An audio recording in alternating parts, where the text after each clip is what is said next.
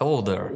Are you ready to discover the hidden power of nonverbal communication? It's the silent art that speaks volumes without saying a word. Whether you're communicating with friends, colleagues, or even total strangers, nonverbal cues are always at play. Even if you don't notice it, they still are. And in this video, we're gonna explore how to master this secret language to enhance the way you communicate with people. You'll learn a little about what it includes, why it's so important, and of course a list of specific examples which will help you read people even if they haven't said anything. Of course you can use this skill to your advantage. Isn't it enough to hear what people are saying? No, it's not always enough.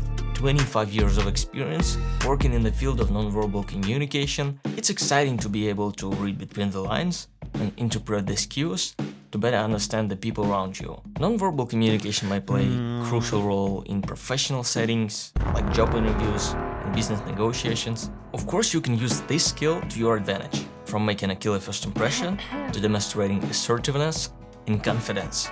And it can help you tell whether other people are lying to you, or it can also help understand them better and offer support when they need one. Nonverbal communication is maybe more important than you think, and whether you believe me or not, sit back, relax, and get ready to discover why the world of body language is so fascinating. Nonverbal communication refers to any form of communication that does not involve spoken or written language.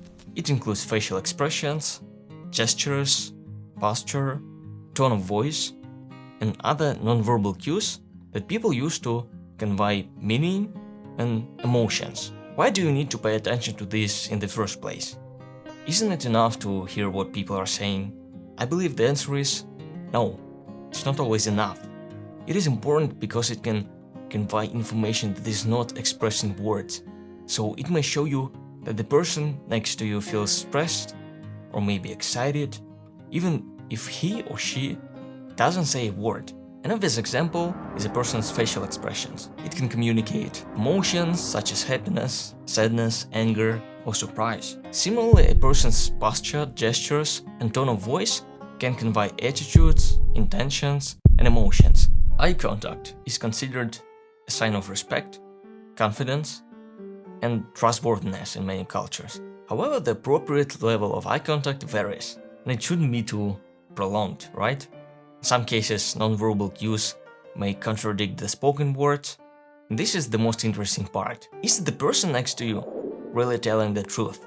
Maybe, maybe not, we can't be so sure, but at least you'll be more aware of the possibility noticing it. People may be insincere when it comes to spoken language, but not everybody can fake their body language. Of course, it doesn't apply to experienced people such as poker players or politicians. They are skilled at it. Furthermore, nonverbal communication is important because it can reveal a person's emotional state. Emotions are an integral part of human experience and they play a significant role in our social interactions. Nonverbal cues can reveal a person's emotional state and help us respond appropriately. For example, if a person is fidgeting and seems stressed out, we may offer comfort and support.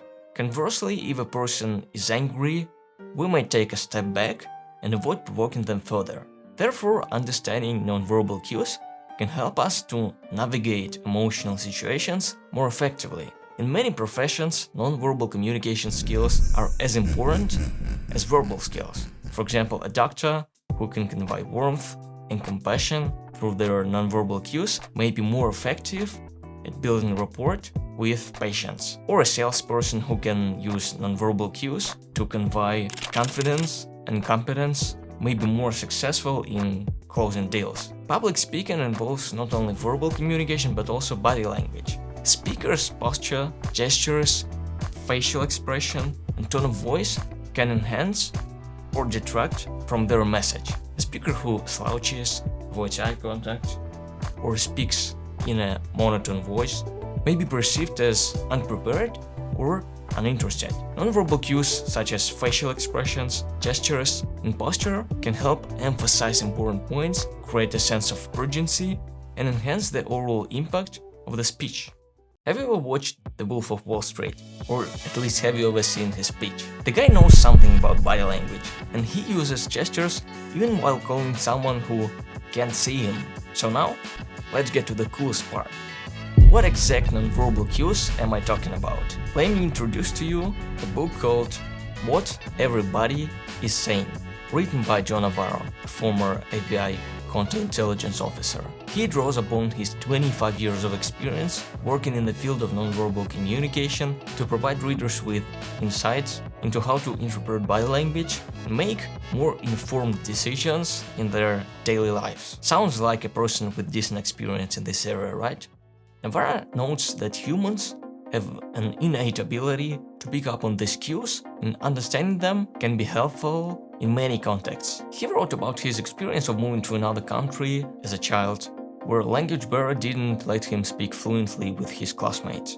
But body language really helped, and he understood some things while not being able to understand English. Let's start with the face. The author suggests that a person who is genuinely happy will typically have wrinkles around their eyes when they smile, whereas a fake smile will not involve their eyes.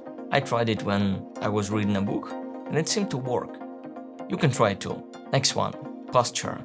A person's posture can reveal a lot about their confidence level and overall mood. One of the key points Navarro makes about posture is that it is a nonverbal cue that is often unconscious. People may not be aware of how they are standing or sitting, but their posture can still reveal a great deal about their state of mind. For instance, someone who is feeling confident and assertive will typically stand up straight, with their shoulders back and chest slightly out. On the other hand, a person who is feeling nervous or submissive may slouch or hunch their shoulders forward. It's like you're trying to protect yourself. Next time you go somewhere crowded, you may see people do it unconsciously. A person who tilts their head slightly while listening may be expressing interest, while someone who turns their head away may be showing disinterest or even hostility. Furthermore, the direction of a person's gaze can reveal their level of engagement in a conversation. For example, looking directly at someone while they speak signals active listening, while looking away or down all the time can indicate boredom or discomfort. But again, doesn't mean you should gaze at people like a maniac. Move your eyes from time to time and don't make the conversation too awkward or maybe even creepy. In addition to the head, Navarro discussed the importance of body positioning, specifically the arms and legs. He explains that crossing one's arms can be interpreted as a sign of defensiveness or hostility, while keeping them open and relaxed can signal approachability and friendliness. Similarly, crossing one's legs can convey a closed-off attitude, while sitting with legs uncrossed and feet firmly planted on the ground signals openness and confidence. So, what practical conclusions can we draw from the part about posture?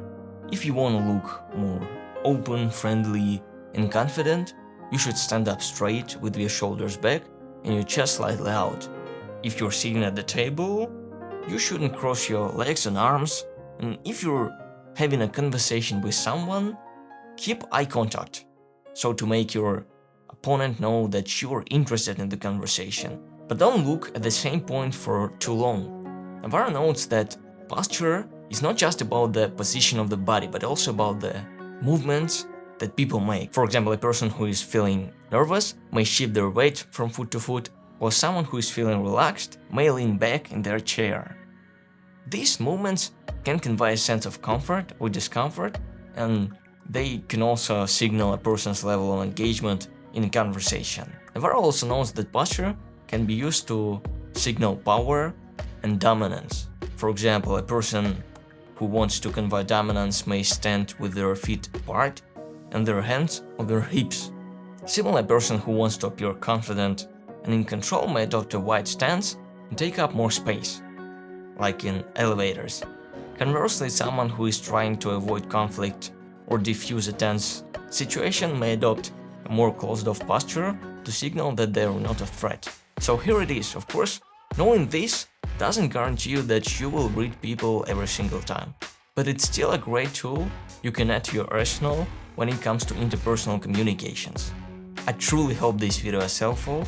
Subscribe if you want to see more, and definitely have a good day.